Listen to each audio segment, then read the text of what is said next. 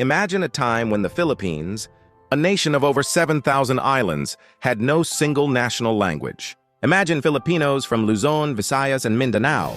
Then came a leader, a man with a booming voice and an even bigger dream.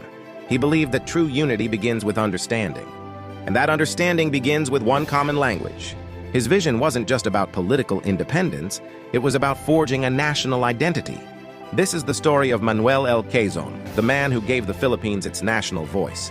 Manuel Luis Quezon was born on August 19, 1878, in the small town of Baler.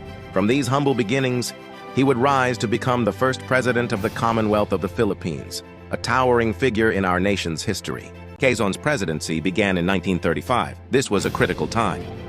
The Philippines was a commonwealth under the United States, a 10-year transition period before we could finally taste full independence. Quezon knew this was our chance to prove we were ready. He was famous for his fiery conviction, once declaring, "I would rather have a government run like hell by Filipinos than a government run like heaven by Americans." It was a bold statement, but it captured his deep-seated belief in our own abilities, even if it meant learning from our own mistakes. He wasn't just a politician. He was a champion for the common Filipino. He pushed for social justice, fought for land reform to help struggling farmers, and was a key supporter of women's suffrage, leading to Filipino women gaining the right to vote in 1937. He believed that a nation could only be strong if it was fair to all its citizens. But of all his achievements, perhaps the most personal, the most unifying, was his quest for a national language. He established an institute to study the different Philippine languages and ultimately chose Tagalog to be the foundation of what we now call Filipino. For him, a national language was the soul of the nation. It was the thread that would weave us all together. But Quezon's leadership would face its greatest test.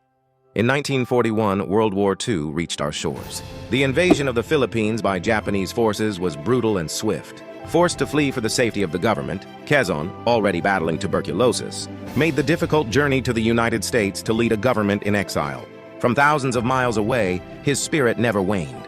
He worked tirelessly, speaking on radios, meeting with world leaders, and constantly fighting for the Filipino cause, never giving up hope for our eventual liberation. He was a beacon of hope in our nation's darkest hour, a constant reminder to the world that the Philippines was still fighting. Manuel L. Quezon would not live to see the Philippine flag raised over a fully independent nation. He passed away in 1944, just a year before the war ended. But his legacy is everywhere. It's in our Constitution, in the rights we enjoy, and most of all, it's in the words we speak every day. Every time a student recites the Panatang Makabayan, every time we sing Lupang Hinirang, we honor the dream of the father of our national language. He gave us more than just words. He gave us a voice to declare to the world who we are. One